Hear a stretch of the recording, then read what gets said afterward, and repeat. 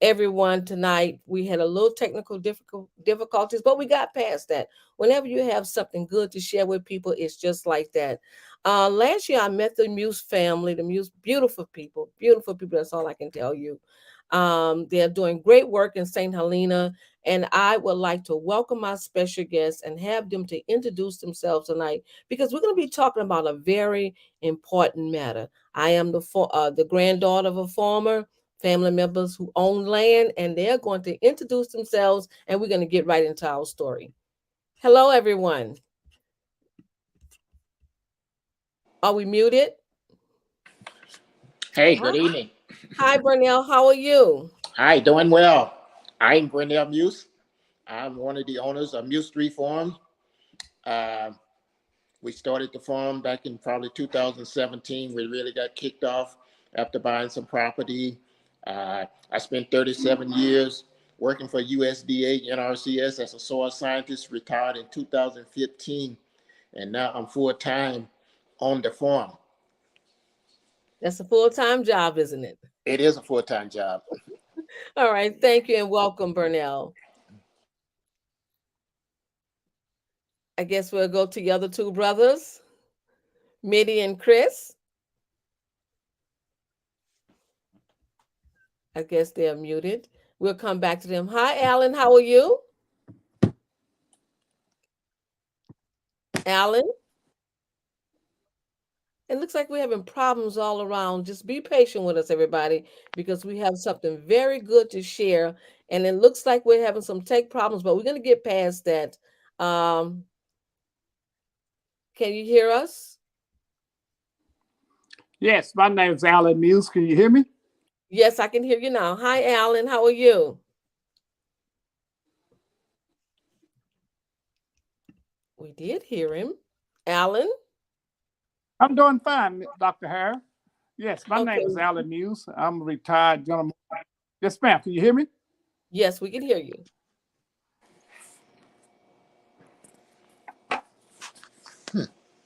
Okay, so I think Mitty and Chris is having some problems hearing us. They can't hear me, but we can. Can you hear me, Chris? Just nod your head and say I can hear you.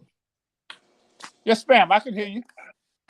Okay. So what I would like to do, if Mitty and Chris can go out and come back in because we're not hearing them, no I'm sound. doing fine. Thank you for asking.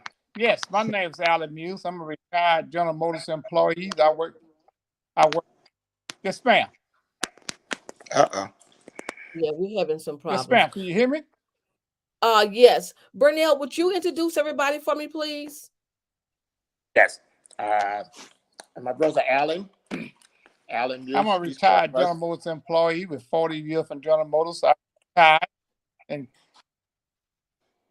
It keep it Okay. keeps it keeps muting automatically. Seems like. Uh-huh. That's what it looks like. Uh-huh. Yeah, Go but ahead, we also Burnell. Do the introduction. okay. We also have my brother Chris on the left and my brother Mitty on the right. Uh, they are both. Chris is retired IBM, and Mitty is retired uh, Texas Railroad Commission.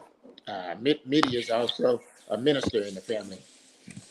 Okay, wonderful. All right. Let's see if we can get them back on. But I do have something I want to share before we get. Can you hear me, Alan? Okay, I think we have them. So if you all can allow me to just go through the video right quick, and then we can go ahead and start talking about the format. Everybody can work out some of the details that we're having. Go ahead, Burnell, since you have it, and talk about what you're going to be talking about tonight. Yeah, my input into the family. Uh, as my experience as a soil scientist, I concentrate on soil health. So Mitty has the experience in restoration. Mm-hmm. Uh, Alan pretty much manage the farm day to day, but I pretty much concentrate on the soil health, getting our soil healthy. When we bought this property, it was timberland. Most of it hadn't been worked as a crop ever. Mm-hmm. So the soil was really, really poor. The pH was down less than less than 4.5. Fertility was really, really low. So we had to do some work, uh, first of all, to get the pH out, before we started adding any nutrients to the soil. Uh, as you know, if the soil pH is out of balance, Mm-hmm. uh, the soil won't accept any of the nutrients that you add. Well, the plants won't be able to take the nutrients up. The soil won't release the nutrients to the plant. So that was our first option to get the pH in balance.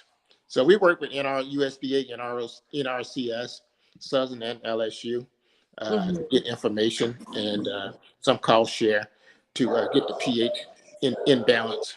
And we work from there. Uh, we do a rotational grazing, and so which is very important. We try not to raise the grass too low, Mm-hmm. and we rotate both all three goats, sheep, and cattle. We don't use a lot of herbicides and extremely chemicals on our property. We use the goats and sheep as weed control, Mm-hmm. and we use the manure and the urine from the animals as our fertility. So we're doing pretty well with it. You know, we have our past. All of our pastors are established. Like I said, we didn't get started until 2017, 2018. So Really? yes, so all of our pastors are established. Uh, our nutrients levels coming up. Organic matter is starting to creep up a little bit, but it's going to take a while. So, please allow me to ask this question, and I want to go to Chris if he's there, and all of you all can answer this question. Was there a plan to come back to farming up on retirement? And I know you all had to have some conversations throughout the years about farming. Anybody want to take that question? Yeah, this is Chris. I'll take the first shot at it. I'm the youngest of the brothers. We moved away. We were born and raised in a farming family. That's how our parents survived. That's how we ate very well every day. Our parents was poor, but we never went a day hungry. So farming was in our bloodline. But during that time, we all had a passion that we wanted to do something different. We wanted to, get out of Greensboro. We wanted to be able to see something outside of our small little area. So Mm-hmm. we all went to school, we all went to college, we all graduated, and we all dispersed into the corporate environment to do things that, we hadn't done before. And we were all successful with that. But you know what they say, you always can come home. Right. Greensburg, no matter where we go, is home. So we put a plan together. We had talked about, hey, if we can get a chance, we're going to purchase some more land. We're going to move back home. I think Alan was going to be the first to come because he was the oldest. In fact, he was the first to come. But before we actually moved, about 10 years ago, we put a plan together to start purchasing land because we needed land, and we bought a piece of property about 5 miles from our originally family home, Mm-hmm. and that was going to be the plan. We was going to build there, and then with God's grace, land became available adjacent to our family home. And you know what happens when land becomes adjacent to your family home? You have to purchase it. So we So purchased. throughout the years before you all retired, it was a plan that you all implemented to come back home and to start farming. Yes, yes, that was definitely the plan to start up the family farm, uh, do it different than how our parents did it. We had a goal. Okay, we were going to start up our farm. We wanted to make sure that we had our farm looking pristine. We wanted to use some of the latest technologies. And as Mm-hmm. Bernell said, we was going to focus on soil health, but we also wanted to make sure that we could use our farm to help educate and teach other farmers and more importantly, the youth. So when Bernell talked about soil health last year, that soil health thing was the focus of basically everything we did on the farm. With that old adage, they say, use what you sell what you use. Well, all of the practices that we implemented, that's what we use as a teachable moment for our farmers through our educational field days and with the youth. That's when we did our youth days. Everything we did on the farm was centered some kind of way around soil health, from our butterfly gardens to pollinators to rotational grazing, to multi-species grazing, to not using synthetic fertilizers on our vegetables. Everything we did, we have done has been centered around that aspect. And we are partnered with some other agencies like the NRCS, with the Southern SARE, the Food Animal Concern Trust, and American Farm Life Trust to help us implement those plans. Mhm. Also, the National Wildlife Foundation as well. Well, I want to go to Mitty because Mitty is always quiet, and I haven't had a chance to really talk to Mitty. Mitty, was this an easy process? I know you implemented the plan, you had your written plan, your plan of action. Was it easy? For me, no, because when I left Greenbird, I had no intention of coming home. But things change as I begin to age in life, and I was able to get in with Chris now and buy some property, and then my focus changed to come back and do stuff and to work with the brothers on the farm. Beautiful, And, beautiful. And you, plans, we started out when we came back, we purchased this land. As Burnell said, it was timberland we purchased. And mhm. we wanted to start a cow calf operation, right? So how do you do that? So we had to get that land cleared. And our first perspective of a cow calf, we were We going having to a raise our bit. calf. Can you hear feedback? We hear there's feedback. Yeah, here's some typing. Okay, somebody's typing. Can you I don't please know that refrain typing. from that if you can? Can you Somebody refrain type. from typing? Okay, whoever's typing, I'm going to ask you to stop typing, please. Okay. Okay, Okay, is that better? yeah, because we're hearing all the sound from the keys. It is. See. All right, I had to mute him. I'm going to mute you when you're well, I don't know what that is, but we're hearing a big feedback, everybody. Yes, I'm hearing it as well. Yeah, and if it's a feedback, it's not going to come across to the listeners very easy.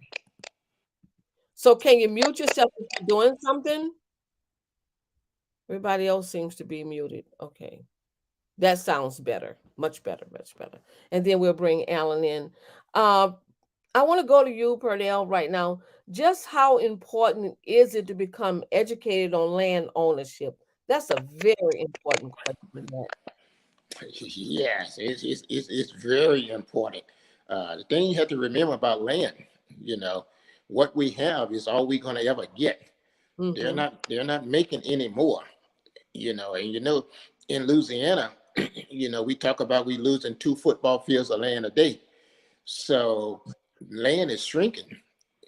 Fortunately from us, we're further away enough away from the coast where our land is not shrinking, but we're feeling the effects of that land shrinkage. As people start to move north, start to move further north, and land ownership uh, becoming more and more difficult, Mm-hmm. especially for the younger generation.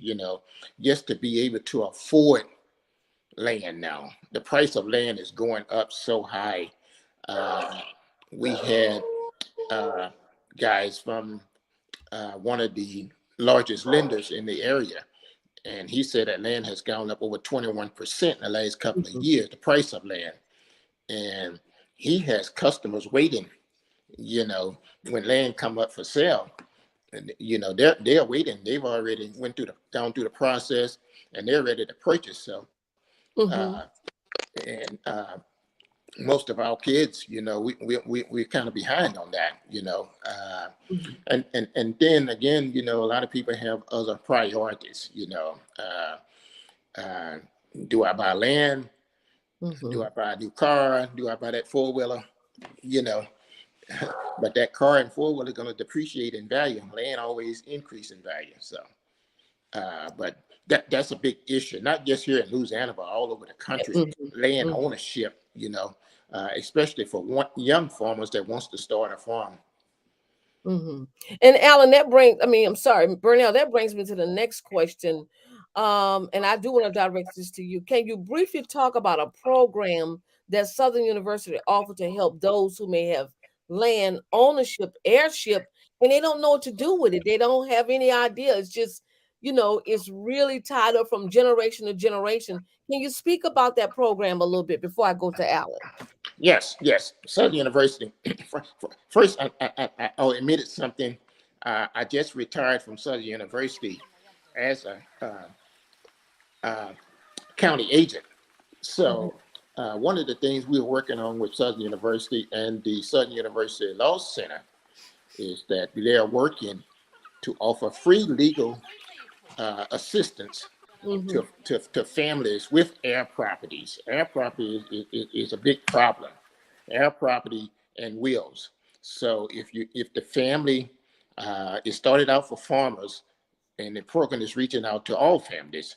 If you have some family property that's tied up in the air property, hadn't been subdivided, uh, mhm. hadn't gone through the legal process to change that land out of your parents or your grandparents' name, Southern University and the Southern University Law Center is offering free services to help you go through that succession to get that land in your name or you and your siblings' name. Mhm, mhm. Yes. And that's major because in 1900 we was talking about African Americans owned 15.5 million acres of land, and today we're down to less than 1.2 million, and some of that is definitely tied into air property not being passed down from generation to generation. So thank you for that information, Alan. Could they Burnell, can they find that on the website for Southern? Yes. If you go to the Southern University uh, Ag Center or Southern University Extension website, that information is there. Thank you so much. I want to go to Alan because there's something that Alan always tell me whenever I see him is that he can't save the world, but he can save one child at a time. Alan, could you please talk about why that's so important to you working with the youth? Well, it's very important to me to give back. Best way to give back is start giving back with the youth. All my life, that's all I have did train folks. So if I can get someone, start one youth and get him trained to love the farm, to love the animals and everything, that probably keep that youth out of trouble. Something. And if I, like I said, I can't save the world, but if I can just give back to just one youth, I think my life has been worth living. So I try that every day. I try to instruct, show them how to do things. Matter of fact, I teach them how did we get the land? We got out here because youth come out here and they're very excited about the land. They ask, how did y'all do that?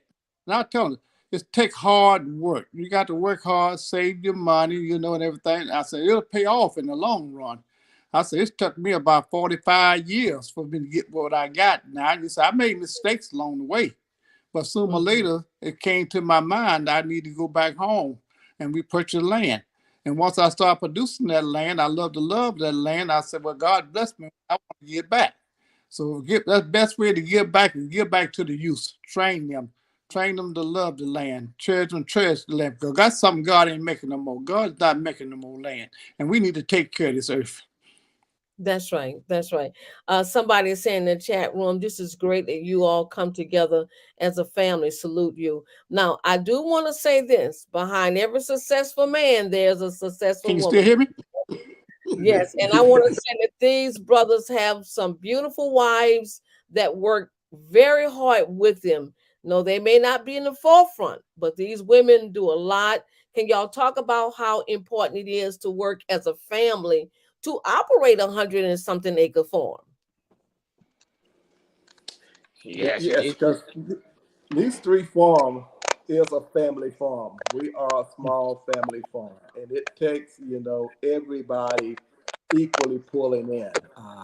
When you're gonna go out and you're gonna make a decision to move back home, that has to be a joint decision. That has to be a family decision. That has to be you, your spouse, and in some ways your children as well, because all of you guys are going to have to play a role in the success or failure of that farm. Our wives help us out tremendously. When we're doing our agritourism and our field days, the wives are the ones that's usually coordinating the activity that's going on with those field days. Mhm. When we're doing like sightseeing and viewerships with the butterfly gardens, they're the ones in front. My wife does a lot of the social media for our farm. So when we're on YouTube, we're on Facebook. It's usually the wives are the ones that's taking the pictures, posting those for us. So it's very important that, not only to us, but any successful farm, Mhm. you have to have 100% buy-in of your spouse. Okay, yeah, I'm glad you was able to speak louder than the noise. I want to Yeah. go to you, Burnell. Um, can you talk somewhat about the St. Helena Farmers Market, please? Yes, yes. The St. Helena Farmers Market got started back when I was working for Southern University as an ag extension agent, uh, in coordination with the agent from LSU Extension Service. We started the farmers market. We started the farmers market as a way to supply fresh fruits and vegetables to the locals. Uh, that was missing in our area. We have only one grocery store in the town of Mhm. Greensburg, and a lot of times with a small grocery store, you don't always get fresh vegetables, and sometimes you don't get the supply that you need. So we started this farmers market back in 2017, and it has grown today. We started with two vendors, and I think now we're up to 20 vendors. Chris can correct me if I'm wrong. Uh, you know, uh, some things have happened. We have the SNAP match program. We do take the EBD card, and it's matched. If you have a card, we match it dollar for dollar. If you spend $10, we match $10. So, and that has helped the community. It's helped the people. It helped the farmers because the farmers can now bring their product Mhm. to town. They don't have to bring it all the way to New Orleans or Baton Rouge. They can sell their product right there in town, and it helps the consumers because most of the time these vegetables are harvested the morning of or the night before, so they're Wow. very, very fresh. Mhm. Okay, so and we supply the farmers market. We supply the farmers market with beef, uh, poultry, and some vegetables. We started out as meat growers, and now we're branching out. We are doing vegetables. Of course, we do goats, we do sheep. We're getting into rabbits, so eggs. So it's growing. The market is growing, and we're growing with the market. That's awesome. Now, can have you all applied for the Nutris Louisiana program? And what is that? What is that program? Yes, yes, we have. So North Louisiana for a small farmer is probably one of the greatest things that has happened to us in a while. It's basically the USDA is saying, we supply a lot of food to all of these food banks in our area. In St. Helena Parish, we have about 3 food banks that receive that food.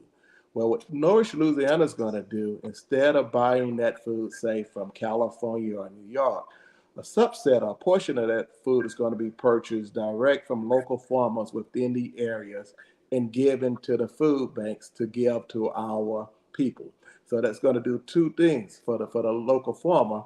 That's one more source of revenue that you don't really have to go out and do anything.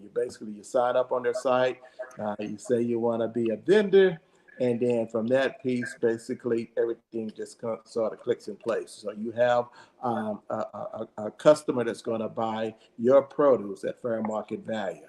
Mhm. Secondly, for our citizens, they're going to be assured of some of the same things you get at those local farmers markets. You're going to be getting fresh produce that was grown locally. So the footprint of that produce is stuff that was not refrigerated and shipped all across the Mhm. nation. It's going to Mhm. be local food. Can't get any fresher than that. I was out there last year when Burnell was really looking at the hibiscus plants and getting ready for the hibiscus tea. So you also had tea that you were selling. Am I correct? Hibiscus tea? Oh Yeah, yeah, yeah. yes. We do tea, and the St. Helena Farmers Market, as Bernie mentioned, has been great for us as well because it offered an avenue for us, to sell our private label beef products, our eggs, and our hibiscus tea. And believe it or not, hibiscus tea is probably one of our best sellers from the farm. One lady, Rose in Florida, said, "What a wonderful community project. Thanks for keeping us informed. This is wonderful. Now, I do want to ask another question about the tours. Is it open for people to book tours? How do they get in contact with you? What's the number of children? Can a teacher bring her class out for a tour? Anybody want to take that question? We are open for business. As part of our agritourism, we do tours. We do what we call a healthy walking tour. We start at the front of our property and we walk from one end to the other end. And as part of that, we basically explore all of the principles of soil health, from the multi-species grazing, the rotational grazing, the cover crops, the diversity. All of that is done as part of our tour. Typically, we recommend tours of 30 kids or less. If you have more, talk to us. We will work something out. If you want to book a tour, you can book it via our website. That's www.muse3farm.com. That's MUSE, the number three farm.com. You can call us with the contact number on that website. That's 770-231-9417. So we do tours for students, we do tours for schools, private, public, we do it for organizations, we do it for family reunions. Basically, anybody that wants to see a working farm, Mm-hmm. give us a call and book a tour. That's awesome. That's awesome. And once again, put that website out there again. That's www.muse3farm.com. And this MUSE, the number three, FARM.com. I want to go back a little bit about your family history. And I remember first I was talking to Alan, and Alan said that he used to walk with his grandfather. Alan, can you tell me the just a little bit about the time you spent with your grandfather and some of the valuable lessons that you learned from your grandfather? Alan, let's see. I hope he's My not muted. grandfather was my hero. You know, a man that had no education. Can you hear me? Yes, we Yeah. can hear you. Yes. Yes. My grandfather was my hero. He was a man was uneducated, but he was the most smartest man I ever met. You know, he gave me a lot of wisdom as a young man. He made me the man I am today. He took me as a young man. He taught me to love the land. Matter of fact, he taught me how to ply at 7 years old. He took me out in the field. He taught me how to grow crops. He taught me how to plant crop, how to take care of crops. He taught me how to take care of animals and everything, you know. He taught me a valuable lesson. He told me, say, in order for you to be a great man, you got to be able to take care of your family. So he told me, so you take care of your family, you got to work hard, young man, you know, and everything, you know. And he said, you know, you work hard, it will benefit. He taught me some value, you know. You say, you know, if you owe someone, pay them. Yeah. Don't dodge them. Talk to them. Have good morals about yourself. Have a word for yourself. You say you're gonna be somewhere on time, be there on time and everything. So I took that through life, and that led me through life and everything. And it turned out to be great for me. So up to the day, I still honor that man. When I get to heaven, I'm gonna have to shake his hand, let him know he done a good job with me. Yes, he did with all of you. Last summer when I interviewed you, and that was so profound what you said. I said there's a beautiful relationship between you and your brothers. And I said, you all are so close. And you said, look, we all slept in the in the same bed. How could you get any closer than that? And that was beautiful, Alan. I mean, that was really beautiful. That's awesome. And when I talk about you and your family, I always talk about the unity that I see in your family. And I use your family as an example in many of my conversations with people, that I dialogue with genealogy. I said, wait a minute, not every family it doesn't have that unity. I can show you one family that have the unity and they work together, and they are an example of what we can do when we work together and stick together as a family. But I also want to point out to all the listeners out there, I have watched these brothers with a beautiful respect for each other. I just got to put that out there because this is what we need in this day and time when everything is so cloudy and we hearing families are not like they used to be. We can look to the Muse brothers and say, look, you all have the formula. Share it with us. Put it out there. What makes it stay together? Mitty, you're the preacher in the family. Let's bring this to you. Well, it's first is a love of yourself, a love of God, and then you one thing grandfather taught us was that family should always stick together. Mm-hmm. You Mm-hmm. know, and no matter what you go through, you may fall out and argue, but they're still family. So you love each other, you pull together with each other, you walk with each other. You When somebody's down, you pick them up and keep going. So that has helped us through the years to grow even closer together as a family unit. Has the farm brought you even closer together, working together? Alan, has it? Oh, I thought you were gonna let me answer that. Yeah, it Well, we definitely has. And Go and ahead, and, no, Burnell. say this, and we we don't want to leave brothers out, been, we've been there's close four of together. us on this podcast, but we have three more brothers and a sister, and they all help out on the farm, and cousins as well. Sometimes the Nieces project and nephews.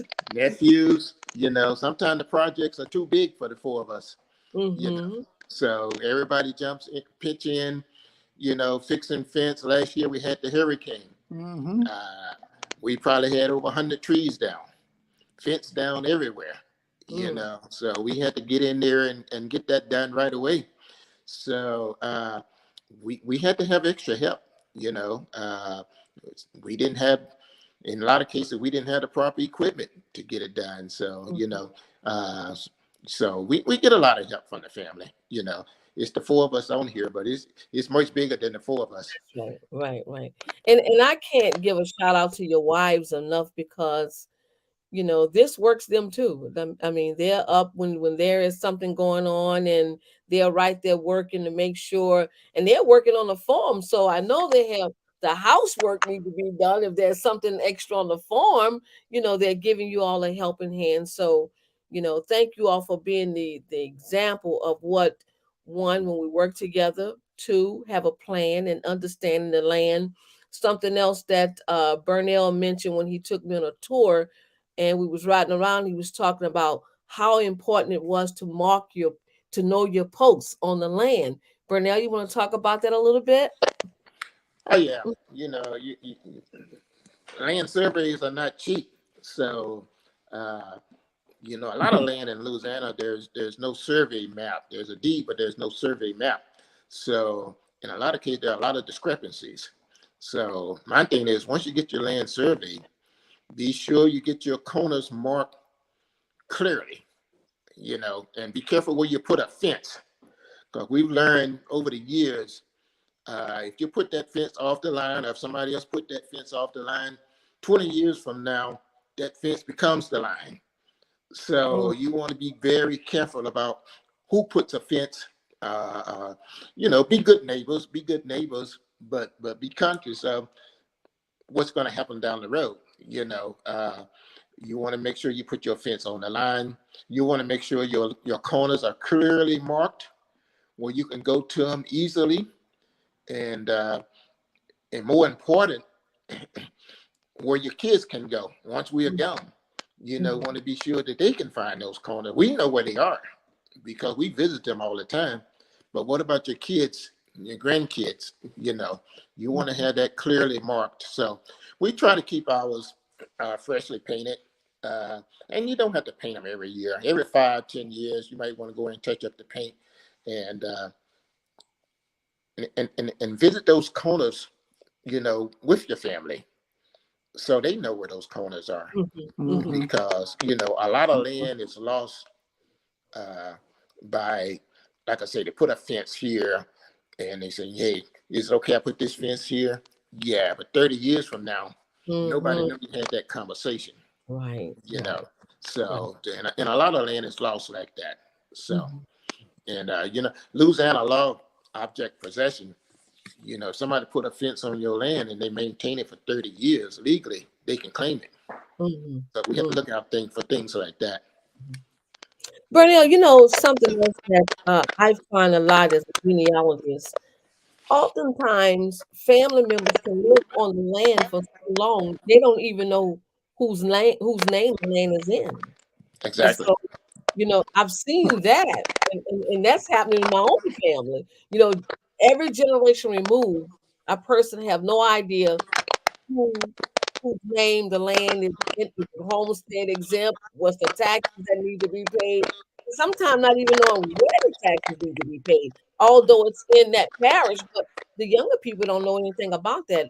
What's your thoughts on that, Bernella, E- Chris, Nate, e- Alan? e- Exactly. We see it happens all the time. Hmm. Mom and dad, or grandfather and grandfather was paying the taxes on that land. They passed away. The land is there. He hadn't gone through succession. Nobody's paying tax on it because nobody knows where the tax bill is going. Hmm. Okay. Next thing you know, that land goes up for tax sale. 5, 6, 7 years down the line, you start checking on it.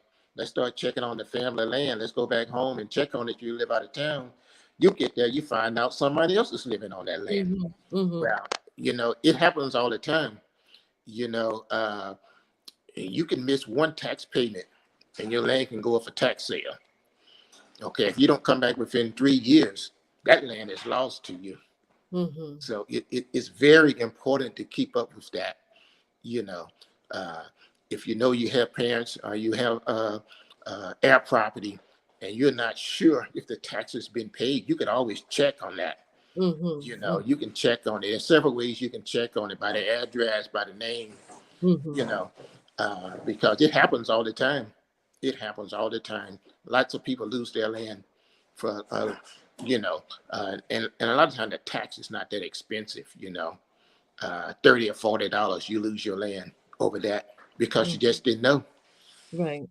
And now they can go online. I know that in Tangipahoa Whole Parish, you can go online to the assessor's office. And I think St. Helena has added on, Mm. you can go on. Am I correct? Yes. Yeah. Now the good thing about Yes, ma'am, you're all the correct. parishes surrounding St. Helena, they're digitized. St. Helena Mhm. is the only one in the area that's not digitized. The advantage of digitized, you can go online and pull it up, and it shows you that Mhm. property boundary, and Mhm. it shows you Mhm. who owns it, Mhm. when if the taxes have been paid, or if they're in a tax sale. That's the advantage of having it digitized.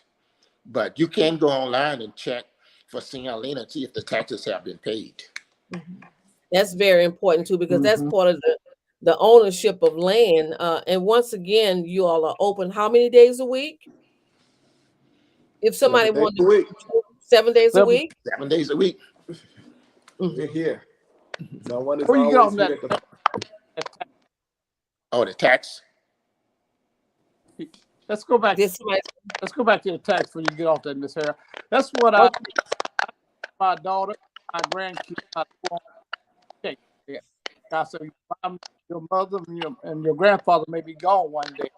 Don't worry about the tax. Every year the tax is gonna come online. You go there and check, see if the tax been paid. It's the worst way to lose your land is in a tax. Right. Yeah. So Alan, you have those conversations with your children and grandchildren about the taxes. Yes, ma'am. Alan, good, That's where you got good. to start. They got to be. I teach them every year. I said, come here. I tell them, come here. Look here. You go in there, you put the St. Helena Parish. You go in there, put Muse, and you bring up all the Muse, and you can check the land we own and see if the tax been paid. That's awesome. That is Because I awesome. tell my little grand, you love to play on the computer anyhow. Let's do something important. Yeah, yeah, yeah. I like that. Someone And Coretta is saying, thank I you for would just sharing. also say, Dr. Harley, if you ever get the opportunity, you and your family, take your family, go to a tax sale one day and see the process of what happens. Go check it out and see how land is lost for such a small amount of money. You know, so every parish has a tax sale, so you can go and it's open to the public. Go check it out and see well how many people are losing their land over. Sometimes it may even be like $10. Mm.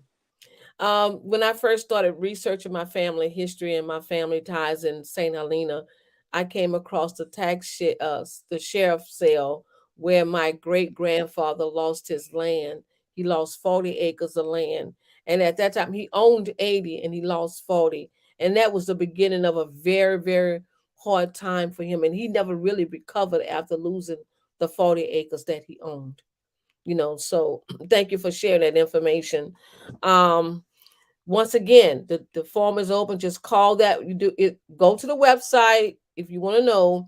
Go to the website and just see what they have to offer. And there's a tour. I know summertime is coming up with your kids, your grandkids, nieces and nephews. Why don't you take a tour to Muse Farm? Make it an educational tour.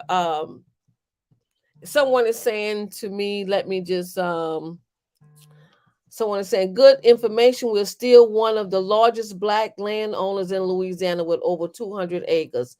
Congratulations to you and your family, Coretta.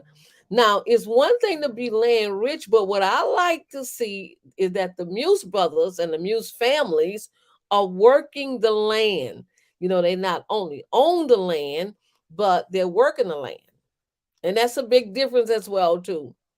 And you all say you had to clear out a lot of that land, right? Mm. You had to Oh clear yeah, it. yeah, yeah.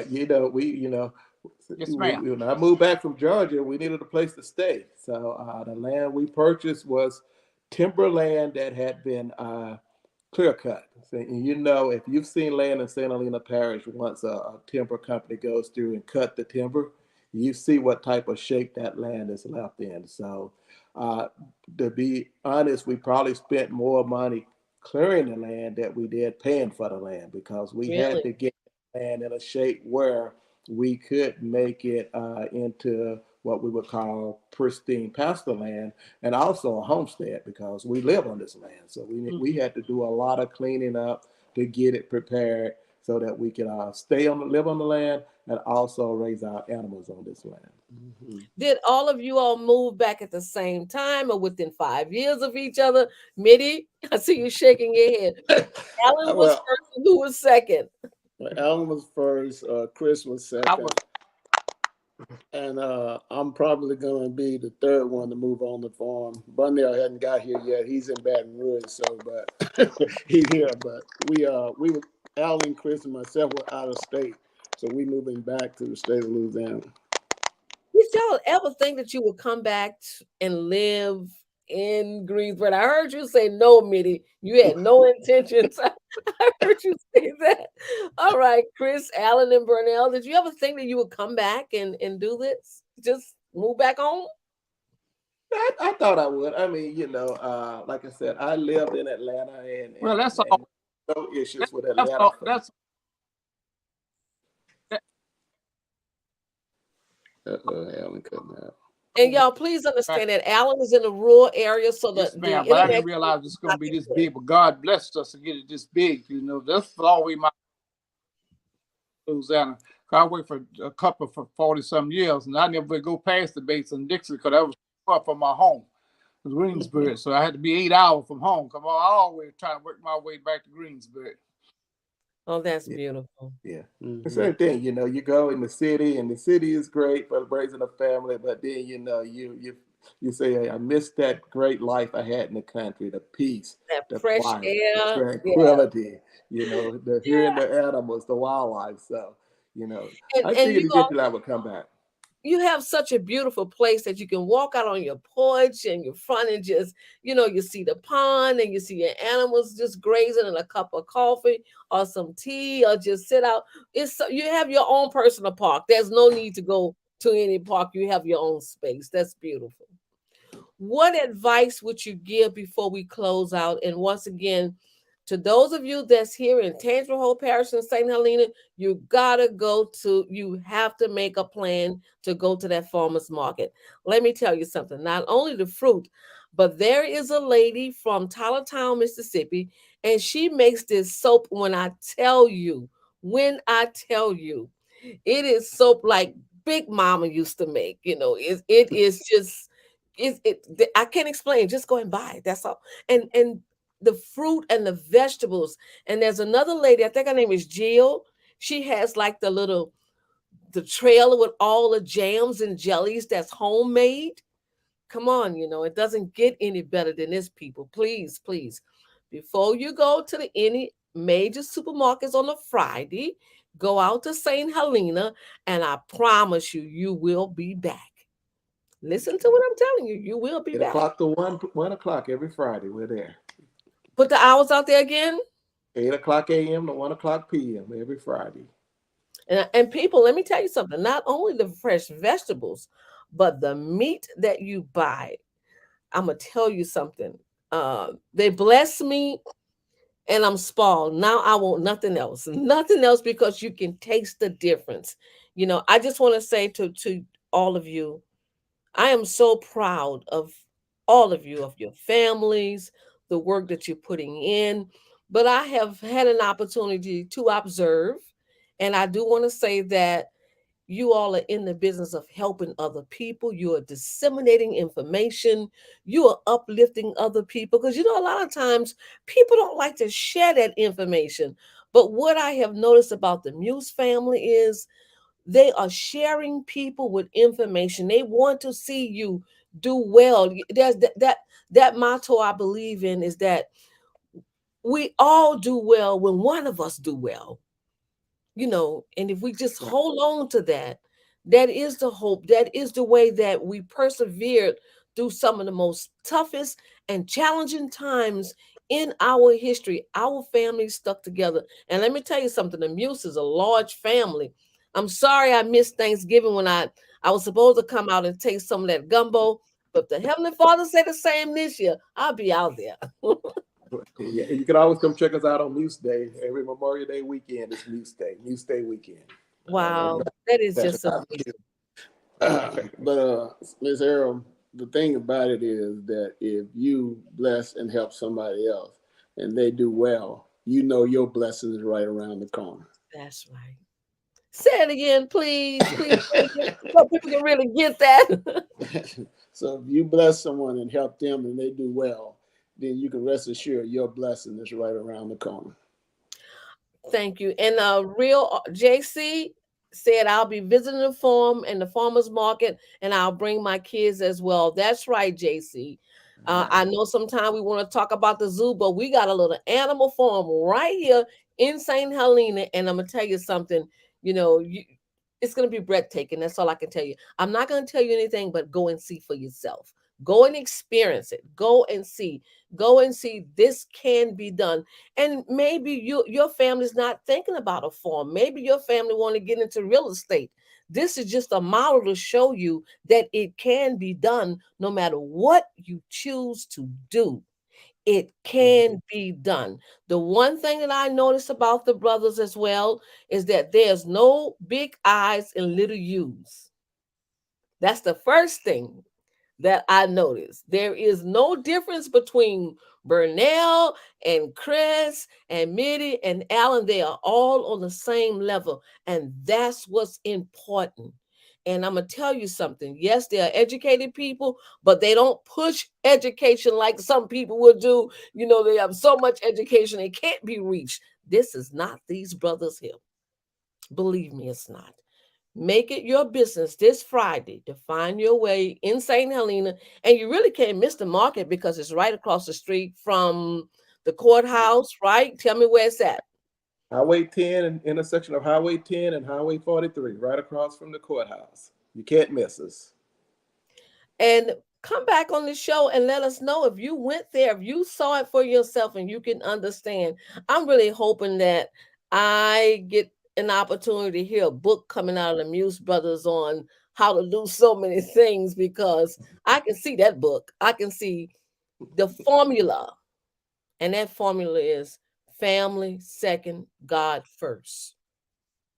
You know, Stay the Always, love tuned. of family. Stay tuned. always. Mhm. Always. You do that, then you got it. In closing, I would like for each one of you to take some time just to close us out with whatever it is that you want to say. Invite people to your farm, just whatever you want to say. Starting with Burnell. I would like to say, for family farms, maybe things are kind of not falling apart, but it's not all together, and you want to get the farm back together. There are some resources out there. I think it's very important that we let people know that there are resources out there through USDA. If your farm is not registered with USDA, you need to do so. Okay, you need a farm and a track number. And a farm and track number is very important. I mentioned last year we had a hurricane. Uh, During the hurricane, it makes it easier for you to get uh, benefits to help you restore your property if your property is registered with USDA. And also, there are some programs. There are some programs to help you get started. Uh, you know, fencing, water, troughs, to help you buy animals, buy equipment. So uh, you don't have to break the bank. There's some help out there. And I just want to let people know that USDA Farm Service Agency, you need a farm and a track number to get your farm registered. Thank you, Burnell. Thank you. Great information. Alan? My philosophy is always love your neighbor as yourself. And you love your neighbor as yourself, you always gonna give back. Love comforts everything. This land gonna pass sooner or later, but I want to love this land where I can pass it down. Where I benefit, my family benefits, my neighbor benefits, and we can keep this going Mhm. through love. Thank you, Alan. Thank you. All right, Mitty? Well, I just want to say I've been blessed that God has allowed me to travel over most of the United States, helping people restore land, putting it back in a usable situation. And I have learned a lot. And to impart some of that knowledge to this local community is a great thing. And it also help us to get our stuff together so we can talk to other people about it. One thing I want to dispel from folks is that sometimes you hesitate to go to the government for help because you think they're going to take your property. That's not the case. Mhm. Utilize the money. You don't pay your taxes. Go get it. Thank you. Thank you. All right, Chris. All right, I'm gonna be quick. Just for you guys, until you can get out to the farm, I ask that you can follow us on Instagram at Muse3Farm, and we're also on Facebook, Muse3Farm. So if you want to keep up and see some of the things that we're doing, check us out on those two social media platforms. All right. And before closing out, I just want to show the audience again some of the photographs. If you just came in, just look at this and you'll see what I'm talking about. It's just so serene and so beautiful. And so you all cleared all of that, everything that we're looking at, you all cleared that out. Most of it. Yep, that piece you're looking at was clear. That was timberland. Mm, lots of work. And I love your mobile chicken coop that you move around. And I love the artwork that Michelle did, that was just beautiful and creative. Once again, we can't say thank you enough. Thank you for being that example. Thank you for teaching us that it is possible and being that example in a beautiful way. Business, family. I know we didn't get a chance to talk about the farmers for climate action, but I will bring Chris on to talk about that because he had some very important information to share. He was the only person from St. Helena that he know of that attended that rally in Washington, D.C. So I certainly will be inviting him to come back and share what he learned at that rally so he can share it with us. But once again, you see the beautiful vegetables and fruit. They have T-shirts. Buy your T-shirt. Get a souvenir when you're out there. You don't want to miss that. And here's the beautiful family, the husband and wives. And once again, I just want to thank everyone for joining us. And although we had some technical difficulties, but we got past that. Anything worth sharing, listening to, you will have some difficulties, but we got past it. So I want to thank each of you for joining us right here on Nurturing Our Roots. And thank you all for being the guests. Good night, everyone.